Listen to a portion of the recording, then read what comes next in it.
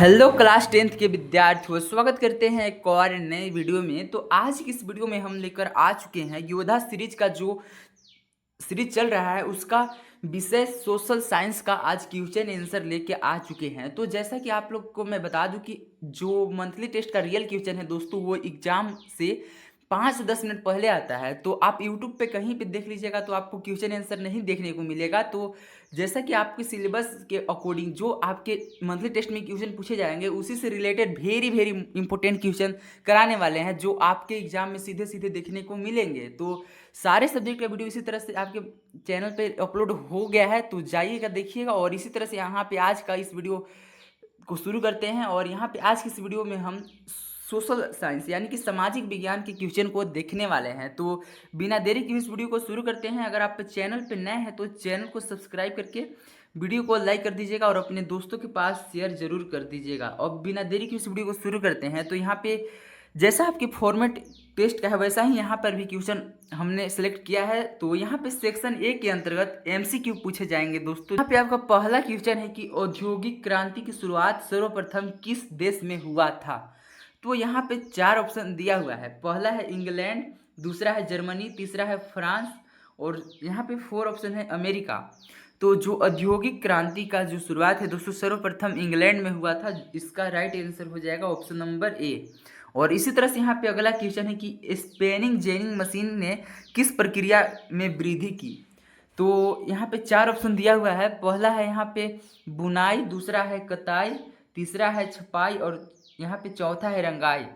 तो जो spanning ginning machine है दोस्तों वो कताई यानी कि जो बुनने की प्रक्रिया है उसको वृद्धि कर दिया था। उसमें मजदूरों की मतलब जॉब खा गया था और वो अधिक मात्रा में प्रोड्यूस कर लेता था। इसी तरह से यहाँ पे अगला क्वेश्चन है कि डॉन ऑफ द सेंचुरी नामक चित्र में किसका महिमामंडन है।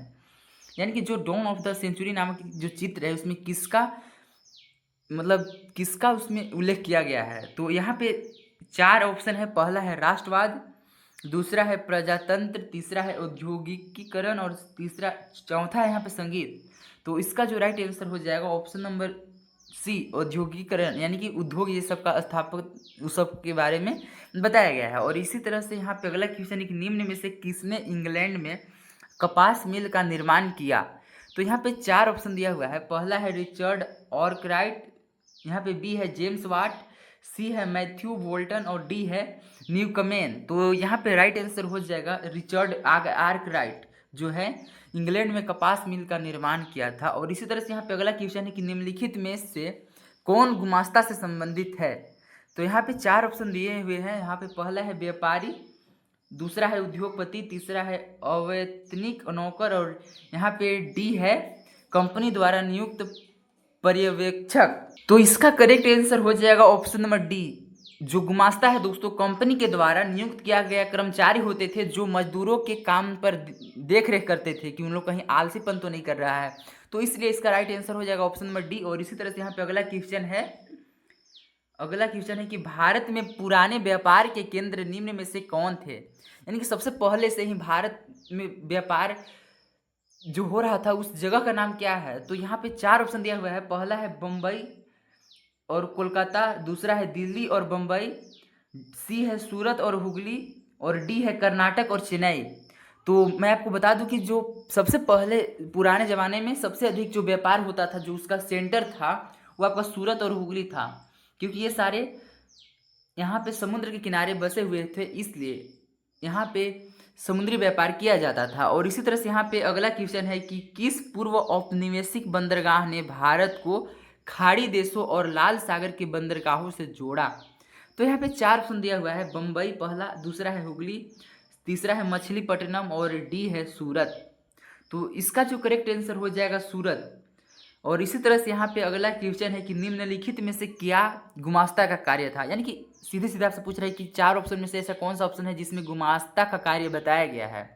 तो यहाँ पे पहला है ऑप्शन बुनकरों का पर्यवेक्षण करना यानी कि देख रेख करना, दूसरा है आपूर्ति लेना, सी है कपड़े की गुणवत्ता की जांच करना और डी है उपरोक्त सभी। तो इसका जो करेक्ट आंसर हो जाएगा उपरोक्त सभी हो जाएगा, क्योंकि ये सारे काम किसका था गुमास्ता के, जो मजदूरों के कामों की देख रेख करते थे और इसी तरह से यहाँ पे अगला क्वेश्चन है कि भारत में पहली कपास मिल कहाँ स्थापित किया गया था। तो यहाँ पे 4 ऑप्शन दिया हुआ है। पहला है कि कानपुर, दूसरा है बम्बई, तीसरा है अहमदाबाद और डी है मद्रास। तो सबसे पहले कपास की जो मिल है बम्बई में स्थापित किया गया था, जो इसका राइट आंसर हो जाएगा ऑप्शन नंबर बी। और इसी तरह से यहाँ पे अगला क्वेश्चन है कि 19वीं शताब्दी के दौरान ब्रिटेन में सबसे गतिशील उद्योग कौन से थे। यानी कि जो 19वीं शताब्दी के जो दौर था उसमें सबसे तेजी से वृद्धि करने वाला, तेजी से मतलब विकास करने वाला ब्रिटेन में सबसे गतिशील उद्योग कौन से थे, कौन से फैक्ट्री थे। तो यहाँ पे 4 ऑप्शन है। पहला है कपास और धातु का, बी है धातु और चीनी का, सी है चाय और कपास का, डी है कपास और चीनी का। तो इसका करेक्ट आंसर हो जाएगा ऑप्शन नंबर ए, कपास और धातु का है जो सबसे गतिशील उद्योग थे। और इसी तरह से यहाँ पे अगला क्वेश्चन है कि पहली भारतीय जूट मिल कहाँ स्थापित किया गया था। यानी कि जूट का जो जूट के जो बुनने वाले हैं, जो कपड़े बनाने वाले जो मिल हैं, वो सबसे पहले भारत में कहाँ स्थापित किया गया था। तो यहाँ पे 4 ऑप्शन दिया हुआ है। पहला है बंगाल, दूसरा है बम्बई, तीसरा है मद्रास और डी है बिहार। तो बिहार तो यहाँ पे हो नहीं सकता है, तो इसका जो करेक्ट आंसर हो जाएगा आपका ऑप्शन नंबर ए हो जाएगा, बंगाल। नेक्स्ट क्वेश्चन है दोस्तों कि शुरुआती कारखाने कहाँ और कब आए। यानी कि सबसे पहले स्टार्टिंग में कहाँ पे फैक्ट्रियाँ लगाया गया और कब लगाया गया।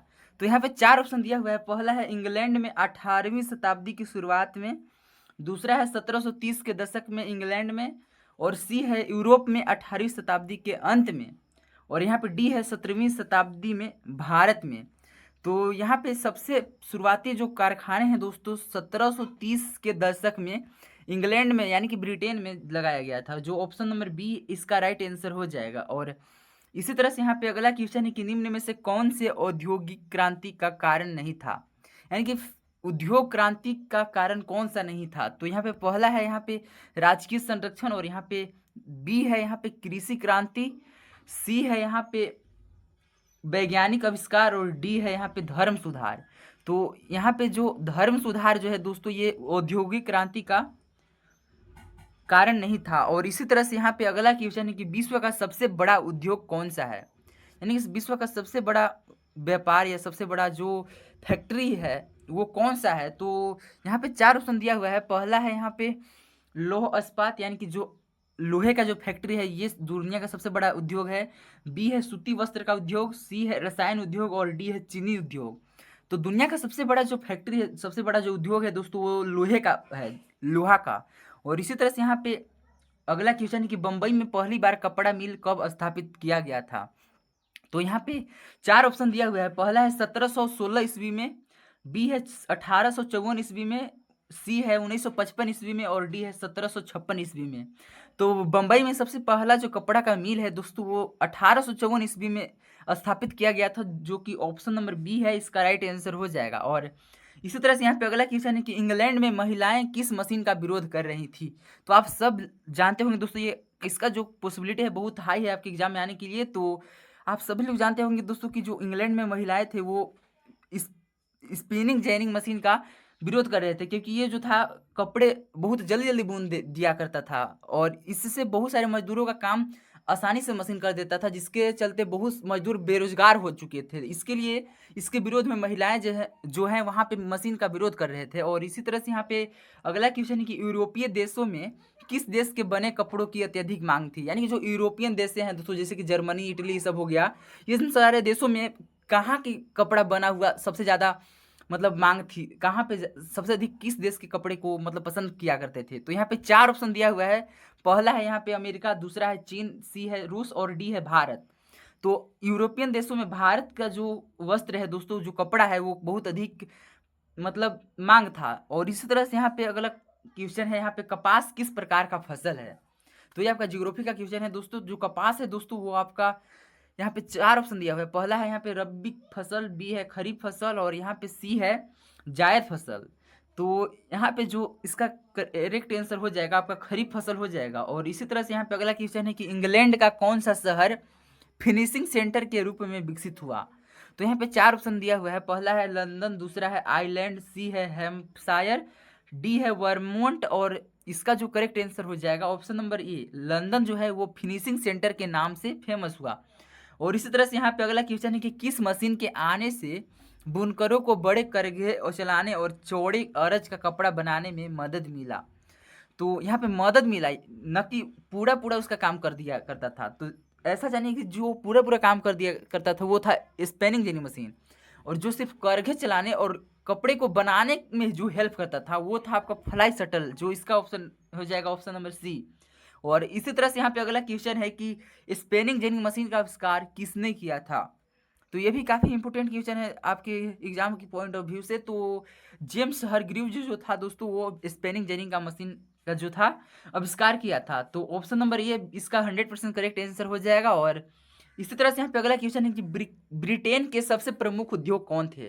तो जैसा कि आप जानते होंगे दोस्तों कि ब्रिटेन और इंग्लैंड दोनों को एक ही, जैसे कि भारत और हिंदुस्तान दोनों एक ही नाम से पुकारे जाते हैं, एक ही अर्थ होता है, उसी तरह से ब्रिटेन को इंग्लैंड के नाम से भी जाना जाता है। तो आपसे ऐसे भी पूछा जा सकता है कि इंग्लैंड के सबसे प्रमुख उद्योग कौन थे। तो यहाँ पे पहला ऑप्शन है धातु और रेशम, दूसरा है कपास और धातु, सी है चाय और रेशम, और डी है कपास और मसाले। तो वहाँ का सबसे प्रमुख उद्योग था दोस्तों कपास और धातु का। तो ऑप्शन नंबर जो बी है इसका राइट आंसर हो जाएगा।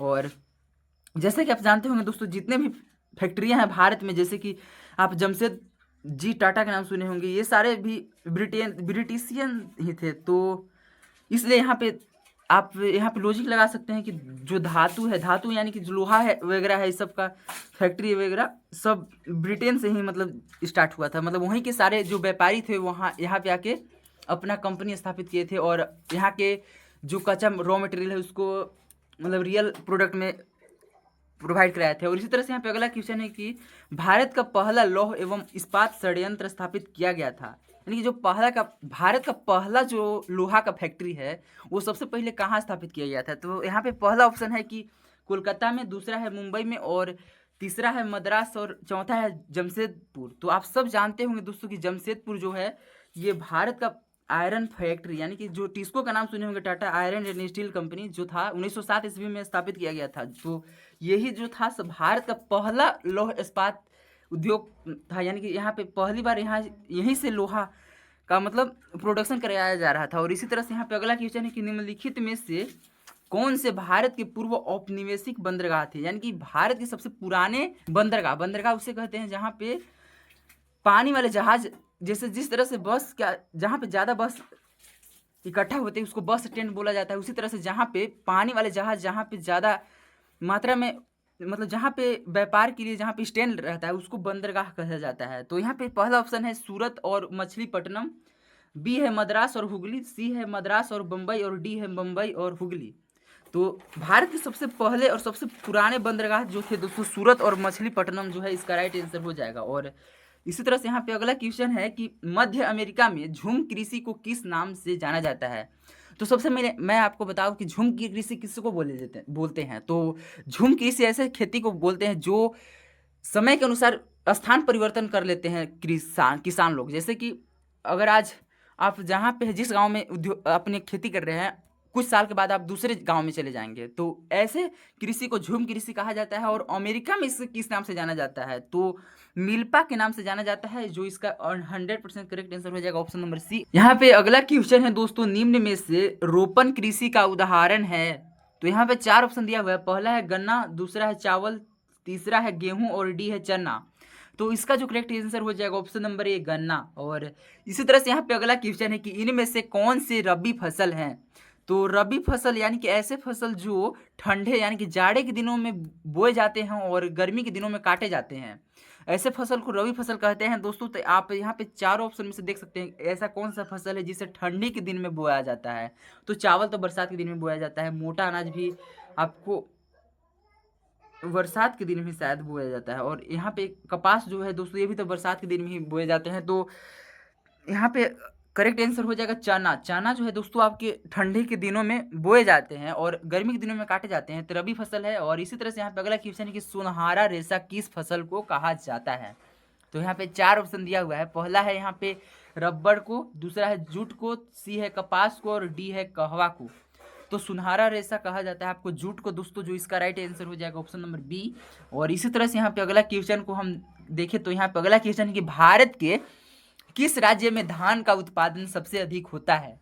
तो मैं आपको बता दूं यहाँ पे कि जो भारत में सबसे अधिक धान का जो खेती है, सबसे ज़्यादा धान जो उगाया जाता है वो आपके पश्चिम बंगाल में उगाया जाता है, इसलिए इसका करेक्ट आंसर हो जाएगा पश्चिम बंगाल। और अगर आपसे पूछ दिया जाए कि भारत में सबसे अधिक गेहूं का खेती कहाँ होता है, तो गेहूं का खेती सबसे ज़्यादा उत्तर प्रदेश में होता है। जो अगर आप पूछा जाए तो उत्तर प्रदेश इसका राइट आंसर हो जाएगा। और इसी तरह से यहाँ पे अगला क्वेश्चन है कि धान के फसल उत्पादन के लिए तापमान की आवश्यकता होती है, यानी कि धान की फसल यानी धान की खेती करने के लिए कितना टेम्परेचर होना आवश्यक है। तो यहाँ पे पहला ऑप्शन है 25 डिग्री सेल्सियस, बी है 30 डिग्री सेल्सियस, सी है 50 डिग्री सेल्सियस और डी है 45 डिग्री सेल्सियस। तो धान के फसल उत्पादन के लिए लगभग 25 डिग्री सेल्सियस तापमान होना आवश्यक है। जहाँ पे ऐसा तापमान है दोस्तों, उसी क्षेत्र में अधिक जो है धान की खेती आपका देखने को मिलेगा। तो पश्चिम बंगाल का जो क्षेत्र है, जो एरिया है, इसके लिए उपयुक्त है, इसलिए वहाँ पे धान का फसल अच्छी तरह से होता है। और जैसे कि आप सोच सकते हैं कि जम्मू कश्मीर का टेम्परेचर बहुत लो रहता है, तो वहाँ पे धान का कृषि कैसे होगा। इसी तरह से यहाँ पे अगला क्वेश्चन है यहाँ पे कि किस प्रकार की मृदा में कपास की खेती होती है। तो यहाँ पे मैं आपको बता दूं कि कपास की खेती सबसे अधिक होता है काली मिट्टी में, क्योंकि काली मिट्टी बहुत ज़्यादा पानी, जैसे कम पानी में भी बहुत ज़्यादा गीला हो जाता है, तो इसलिए जो कपास की खेती है दोस्तों वो काली मिट्टी में होता है। तो इसका जो राइट आंसर हो जाएगा ऑप्शन नंबर बी। अगला क्वेश्चन है दोस्तों कि भारत किस फसल का विश्व में अग्रणी उत्पादक है, यानी कि ऐसे कौन सा फसल के उत्पादन के क्षेत्र में भारत जो है दुनिया भर में प्रसिद्ध है। तो जो चाय की खेती है दोस्तों, यहाँ भारत में सबसे अधिक मात्रा में होता है, खासकर असम, जो नॉर्थ ईस्ट वाले जो स्टेट हैं, जो पूर्वोत्तर राज्य हैं, उन राज्यों में मुख्य रूप से चाय की खेती बहुत अधिक मात्रा में किया जाता है। और केरल तरफ भी चाय का खेती किया जाता है। तो चाय की खेती में करने में जो भारत है दुनिया में पहले स्थान पे आता है। तो यहाँ पे नेक्स्ट क्वेश्चन है दोस्तों, ऑपरेशन फ्लड किस क्रांति से संबंधित है। तो यहाँ पे पहला ऑप्शन है हरित क्रांति, बी है श्वेत क्रांति और डी है सी है नीली क्रांति और डी है औद्योगिक क्रांति। तो इसका जो करेक्ट आंसर हो जाएगा श्वेत क्रांति। श्वेत क्रांति अगर इसमें अगर हम ट्रिक बताएं तो आप जानते होंगे दोस्तों, श्वेत क्रांति है जो दूध से रिलेटेड हुआ था, दूध से संबंधित, दूध के मतलब विरोध है, उसी से रिलेटेड क्रांति है। तो श्वेत क्रांति तो दूध लिक्विड फॉर्म में होता है, तो अगर फ्लड भी अगर आएगा तो वो लिक्विड से रिलेटेड ही होगा। तो इसलिए यहाँ पे ऑपरेशन फ्लड श्वेत क्रांति से रिलेटेड है, ऑप्शन बी जो है इसका करेक्ट आंसर हो जाएगा। और इसी तरह से यहाँ पे अगला क्वेश्चन कि भारत की प्रमुख खाद्य फसल कौन से हैं, यानी कि ऐसे भारत की कौन सी प्रमुख फसल है जिसपे अधिक जनसंख्या निर्भर रहता है, जिसको सारे लोग खाते हैं। तो यहाँ पे पहला है गेहूं और मक्का, बी है यहाँ पे मक्का और चना, सी है चावल और बाजरा और डी है चावल और गेहूं। तो मैं आप जानते होंगे दोस्तों कि भारत जो अधिकतम कोई भी एरिया में चल जाइए वहाँ पे रोटी और चावल अधिक मात्रा में खाया जाता है। तो इसलिए यहाँ पे राइट आंसर हो जाएगा ऑप्शन नंबर डी। और इसी तरह से यहाँ पे आगे बढ़े तो यहाँ पे नेक्स्ट क्वेश्चन है दोस्तों कि इनमें से कौन फलीदार फसल है, इनके ऐसा कौन सा फसल है जिसका मटर के जैसा जो खोखला होता है वो ऐसा होता है। तो यहाँ पे इसका राइट आंसर हो जाएगा ऑप्शन नंबर बी, चना।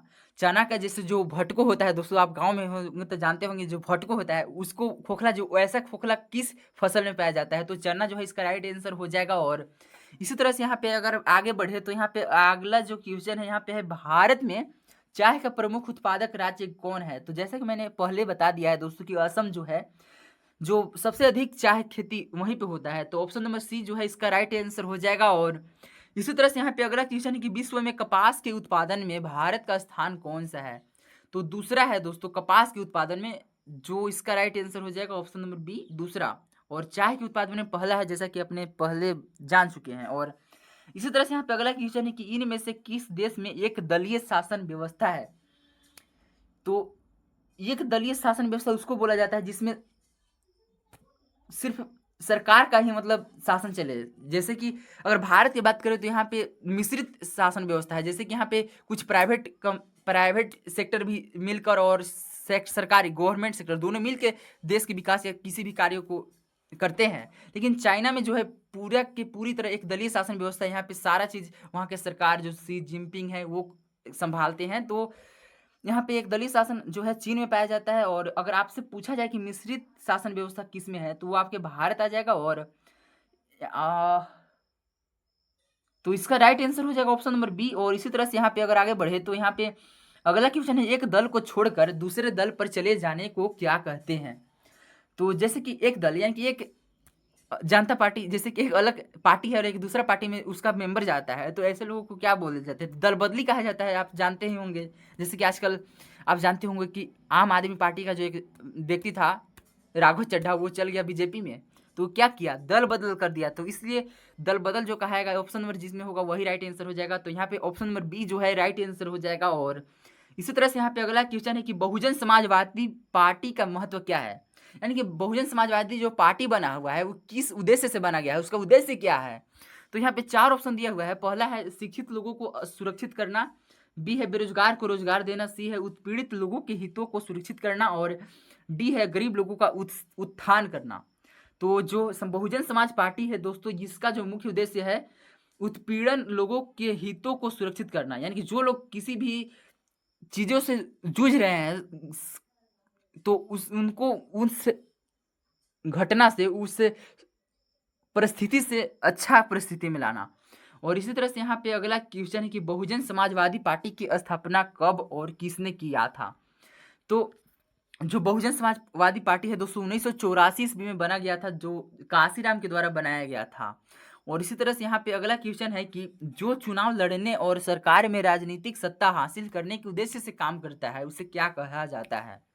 तो ऐसा काम कौन करता है? जनता पार्टी। यानी कि मतलब जनता पार्टी कहने का मतलब है कि जो राजनीतिक पार्टियां हैं वे सारे सत्ता हासिल करने के लिए उद्देश्य से ही ना अपना काम करते हैं। तो ऑप्शन नंबर जो बी है इसका राइट आंसर हो जाएगा। राजनीतिक दल जो है, राजनीतिक पार्टियां हैं, ये जो है चुनाव लड़ने और सरकार में अपना सत्ता अपना हासिल करने के लिए, अपना सरकार चलाने के लिए उसके उद्देश्य से काम करते हैं। तो इसका राइट आंसर हो जाएगा ऑप्शन नंबर बी। और इसी तरह से यहाँ पे अगला क्वेश्चन है कि लोकतांत्रिक देशों में राजनीतिक दल क्या होते हैं? तो लोकतांत्रिक देश मतलब ऐसा देश जिसमें जो पावर हो जनता के हाथ में हो।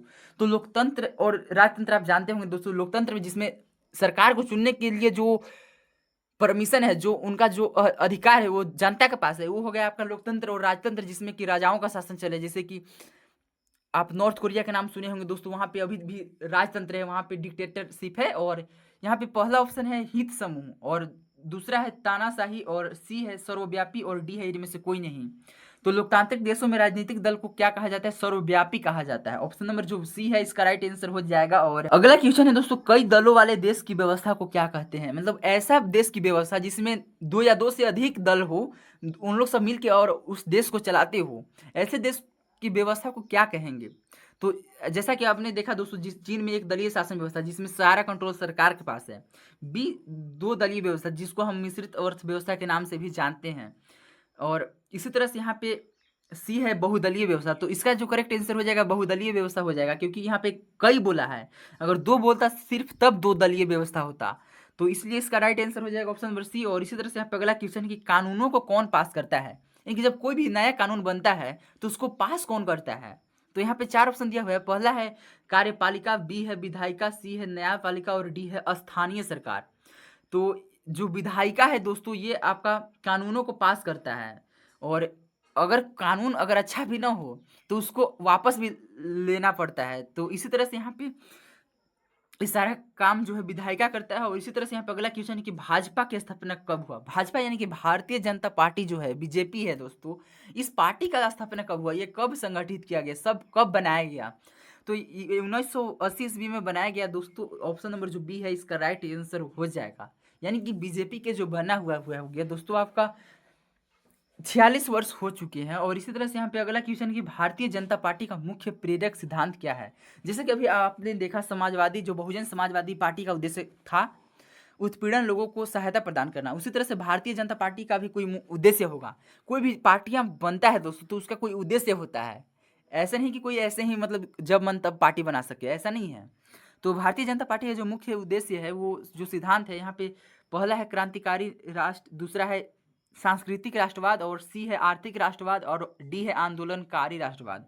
यानी कि बीजेपी का जो उद्देश्य है दोस्तों वो सांस्कृतिक राष्ट्रवाद है। यानी कि जो भारत के जो सभ्यता संस्कृति है उसको बचाने में इसका मतलब अधिक से अधिक योगदान करना, यही जो है बीजेपी का मुख्य उद्देश्य है।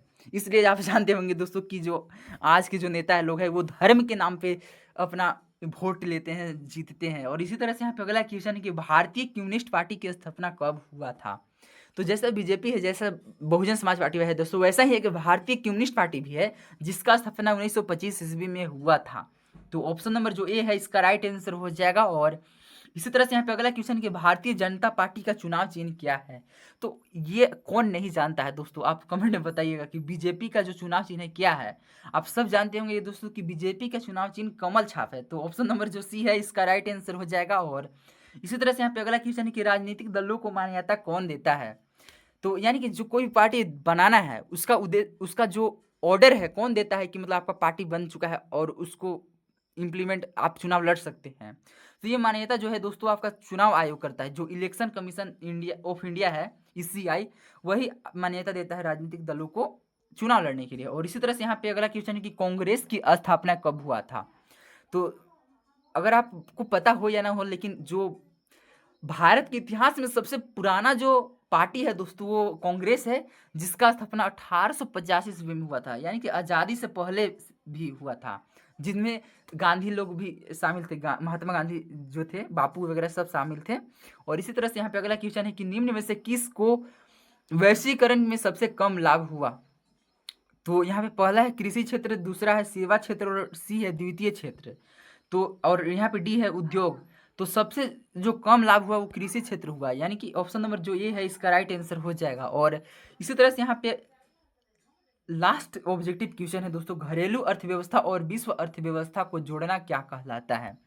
तो वैश्वीकरण कहलाता है दोस्तों। वैश्वीकरण किसे कहते हैं, अगर ऐसा पूछा जाए आपसे एक दोनों मार्क्स में, तो यहाँ पे आपको लिखना होगा कि घरेलू अर्थव्यवस्था और विश्व अर्थव्यवस्था को जोड़ना या मिश्रित करना ही वैश्वीकरण कहलाता है, जो आपके 2 नंबर में पूछा जा सकता है। और इसी तरह से यहाँ पे सेक्शन ए के सारे क्वेश्चन, यानी कि सेक्शन ए के अंतर्गत आपके इससे एमसीक्यू पूछा जाएगा, मल्टीपल चॉइस क्वेश्चन पूछे जाएंगे। अब हम सेक्शन बी में इंटर हो चुके हैं दोस्तों। तो यहाँ पे सेक्शन बी के अंतर्गत आपसे लघु उत्तरीय प्रश्न पूछा जाएगा, जिसको बनाने पर आपको 2 मार्क्स मिलेगा।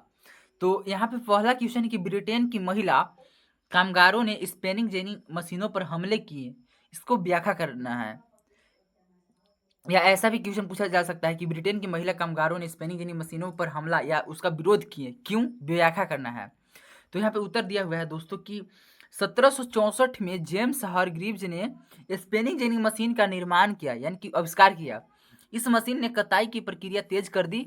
स्पिनिंग जेनी मशीन के आ जाने से मजदूरों की मांग घट गई। एक ही पहिया घुमाने वाला एक ही मजदूर और बहुत सारे तकलियों को घुमा देता था और एक साथ कई धागे बनने लगते थे। जब इन मशीनों का प्रयोग शुरू हुआ तो हाथ से ऊन काटने वाले औरतें इस तरह की मशीनों पर हमला करने लगी, क्योंकि इस मशीन की वजह से उनका काम छिन गया था, वे बेरोजगार साबित हो चुके थे। इस मशीन की वजह से शारीरिक श्रम की मांग घटने के कारण बहुत से महिलाएं बेरोजगार हो चुकी थी और इनके सामने रोजी रोटी की समस्या आ खड़ी हुई थी, इसलिए उन्होंने स्पिनिंग जेनिंग के प्रयोग का विरोध किया। और इसी तरह से यहाँ पे अगला क्वेश्चन है कि सूरत बंदरगाह 18वीं सदी के अंत तक हाशिए पर पहुंच गया, व्याख्या करें।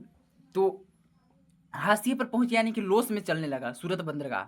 तो यहाँ पे उत्तर दिया हुआ है कि 18वीं सदी के अंत से पूर्व तक गुजरात का सूरत बंदरगाह भारत खाड़ी तथा लाल सागर बंदरगाहों से जुड़ा हुआ था।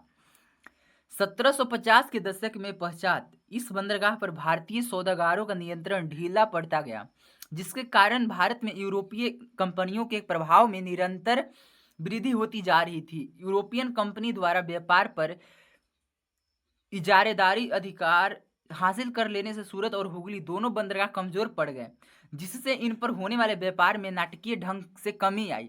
1740 के दशक में इस बंदरगाह पर होने वाला व्यापार 1.6 करोड़ रुपए से गिरकर केवल 30 लाख रह गया था और दूसरी ओर बंबई नए बंदरगाह के रूप में उभर आए थे और वहाँ के जो कैपिटल था वो इंक्रीज हो रहा था।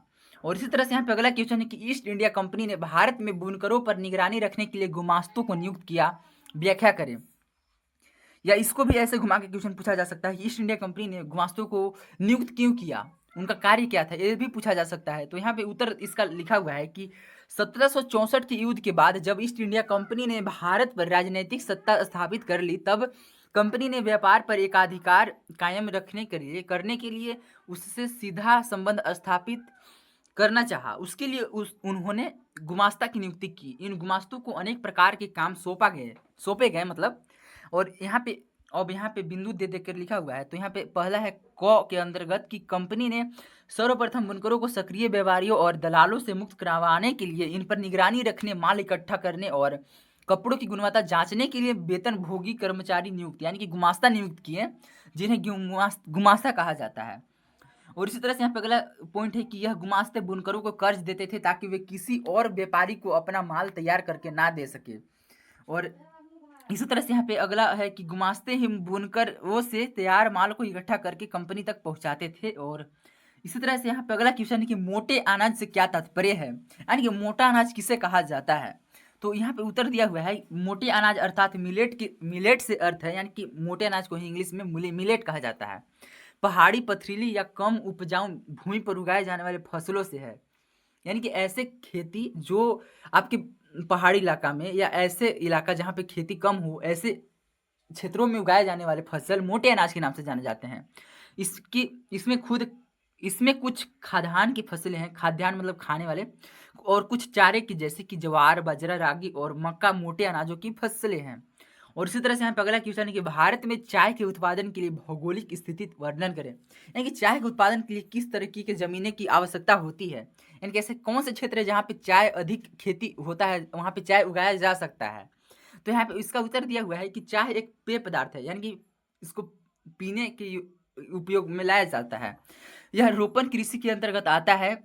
चाय को अंग्रेजों ने भारत में लाया था। चाय कृषि के लिए उष्ण और उपोष्ण कटिबंधीय जलवायु, ह्यूमस और जीवांश युक्त गहरी मिट्टी तथा सुगम जल निकास वाले ढलावे क्षेत्र में उगाया जाता है।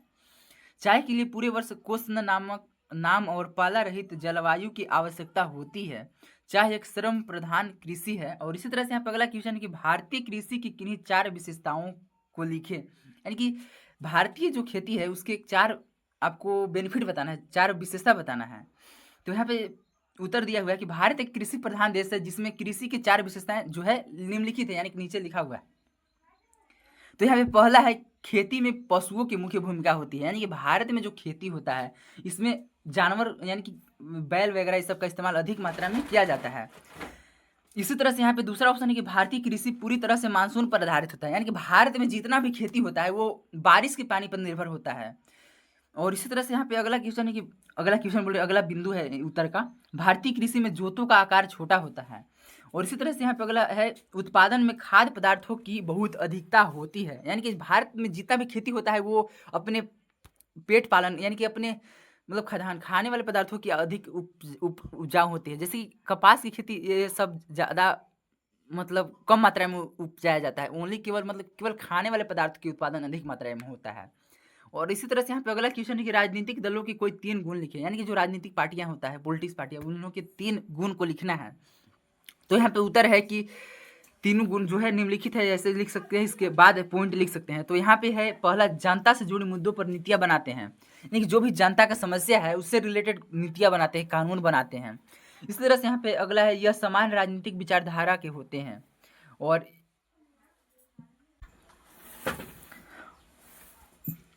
नेक्स्ट है यह संगठित रूप से एक राजनीतिक इकाई के रूप में कार्य करते हैं।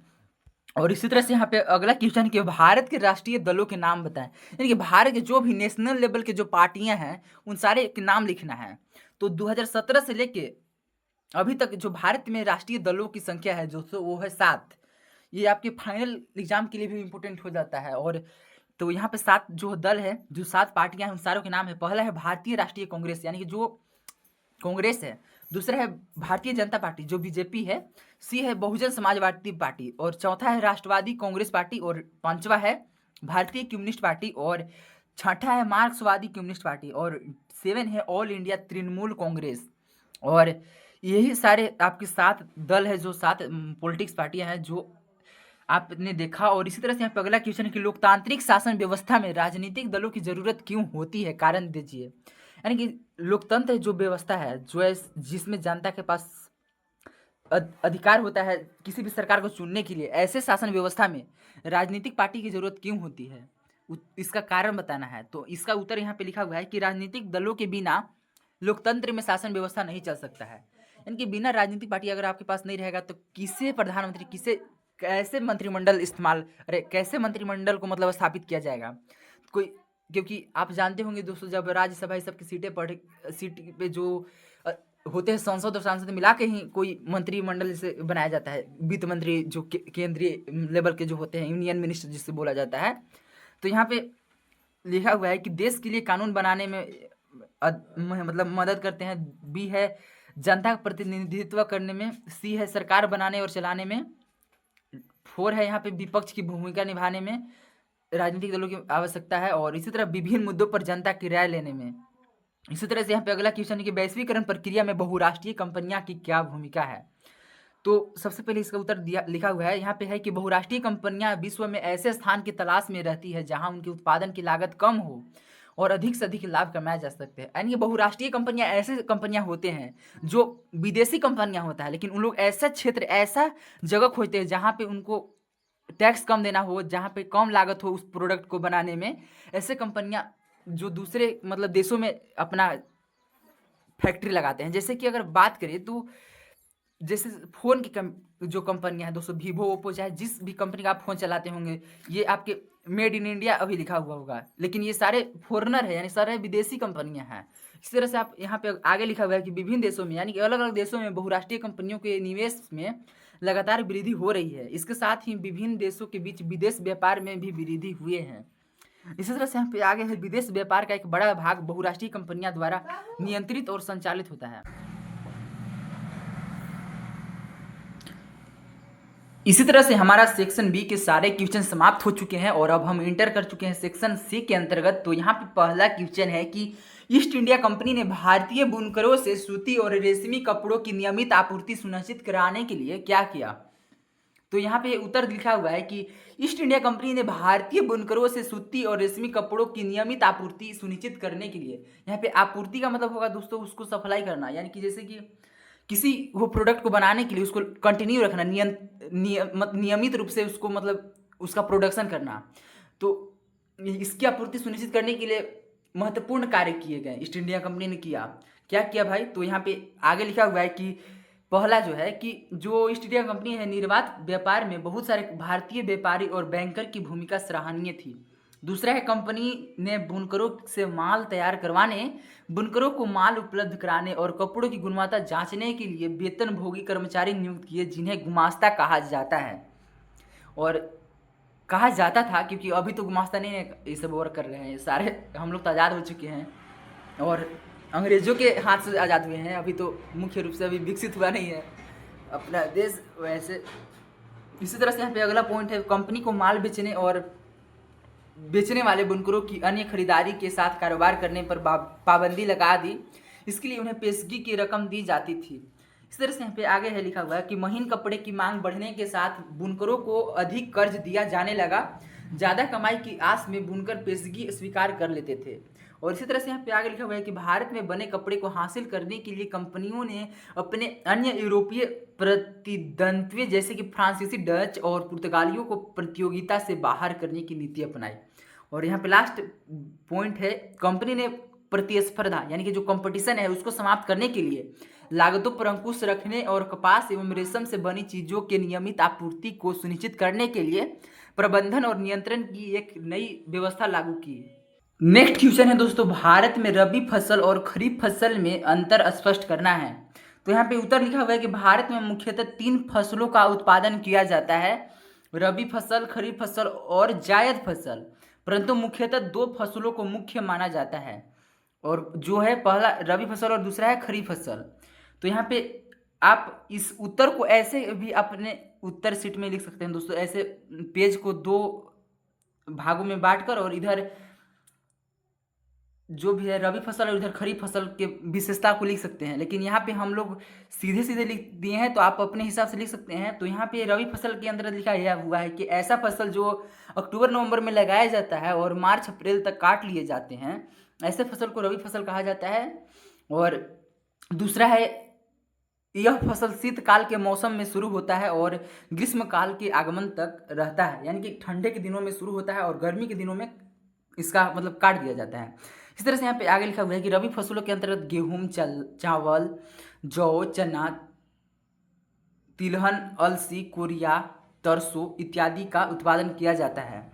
और इसी तरह से यहाँ पे खरीफ में अगर लिखना होगा तो ऐसे लिख दीजिएगा कि खरीफ फसल जो है वो आपके जून जुलाई में लगाया जाता है। जैसे कि धान वगैरह अभी लगाया जाता है, जून जुलाई चल रहा है, अगस्त और अक्टूबर नवंबर में काट लिया जाएगा, तो ऐसे फसल को खरीफ फसल कहते हैं। और इस तरह से यहाँ पे दूसरा पॉइंट है कि फसल मौसमी मानसून के आगमन अर्थात वर्षा ऋतु से शुरू होता है और शीत ऋतु के आरंभ तक चलता है। यानी कि जब से बारिश स्टार्ट होता है तब से ये सारे खेती को लगाया जाता है, और जब से ठंडी की शुरुआत होने लगता है तब से इन सारे फसलों को काट लिए जाते हैं। इसी तरह से यहाँ पे आगे लिखा हुआ है, इस मौसम में उत्पन्न होने वाले प्रमुख कृषि फसलें चावल, मक्का, ज्वार, बाजरा, कपास, मूंगफली, उड़द इत्यादि का उत्पादन होता है। इस तरह से भारत में मुख्यतः 2 प्रकार के फसलों का उत्पादन होता है, जो अलग अलग मौसम में अलग अलग फसलों का उत्पादन होता है, जिसमें रबी फसल और खरीफ फसल है।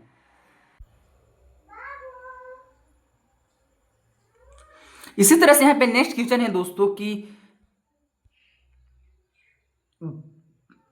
अगला क्वेश्चन है दोस्तों, कपास की खेती के लिए भौगोलिक दशाओं का वर्णन करें एवं इसके प्रमुख उत्पादक राज्यों का नाम लिखिए। यानी कपास की खेती के लिए क्या क्या आवश्यक होता है उसके परिस्थिति के बारे में बताना है, और किस राज्य में सबसे अधिक कपास की खेती होता है इसका नाम लिखना है। तो यहाँ पे उत्तर में लिखा हुआ है कि कपास उत्पादन में भारत का विश्व में दूसरा स्थान आता है। भारत कपास के पौधों का मूल स्थान माना जाता है। दक्कन के पठार के क्षेत्रों में कपास का मुख्य उत्पादन किया जाता है। कपास के उत्पादन के लिए एक खास भौगोलिक दशा होनी चाहिए, जो कि इस प्रकार है। जैसे कि यहाँ पे लिखा हुआ है, मृदा कपास के उत्पादन के लिए जलोढ़ मिट्टी या काली मिट्टी उपयुक्त होती है। यानी कि कपास की खेती करे खातिर मतलब जो है काली मिट्टी की आवश्यकता होता है या जलोढ़ मिट्टी की आवश्यकता होता है। इस मिट्टी में सिंचाई की आवश्यकता नहीं है, बहुत कम होती है, क्योंकि यह मिट्टी बहुत उपजाऊ होती है। इस तरह से यहाँ पे नेक्स्ट पॉइंट है कि जलवायु कपास मतलब यहाँ पे जलवायु मृदा, ये सब पॉइंट है दोस्तों। मृदा यानी कि किस तरीके की मृदा चाहिए, जलवायु यानी कि कितना इसका टेम्परेचर होनी चाहिए।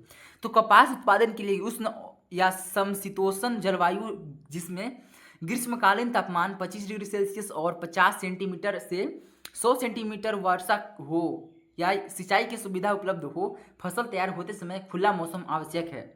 श्रमिकों की आवश्यकता, इसमें अगर बात करें तो जब कपास का उत्पादन हो जाता है तो अधिक मात्रा में कुशल श्रमिकों की आवश्यकता होती है, और कपास की ढेडियों तोड़ने और उनसे कपास निकालने के लिए इस तरह से कपास के उत्पादन के लिए उपयुक्त भौगोलिक दशाओं का होना आवश्यक है, जिससे कपास का उत्पादन अधिक मात्रा में हो सके। भारत में कपास के प्रमुख उत्पादक राज्य गुजरात, महाराष्ट्र, मध्य प्रदेश, आंध्र प्रदेश, कर्नाटक, तमिलनाडु, पंजाब एवं हरियाणा है, क्योंकि काली मिट्टी का जो मात्रा है सबसे अधिक इधर ही पाया जाता है। और मध्य प्रदेश के सब इलाकों में खासकर काली मिट्टी बहुत अधिक मात्रा में पाया जाता है। इसी तरह से यहाँ पे अब हम यहाँ पे आज की वीडियो का समाप्त होता है। तो यहाँ पे देखने के लिए आप सभी को तहे दिल से थैंक यू। और अगर आप चैनल को सब्सक्राइब नहीं किए हैं तो चैनल को सब्सक्राइब कर दीजिए। इसी तरह से सारे सब्जेक्ट का वीडियो आपके इसी चैनल पे अपलोड हो चुका है, और जाइए उस सारे वीडियो को देखिए। और मिलते हैं एक और नए वीडियो के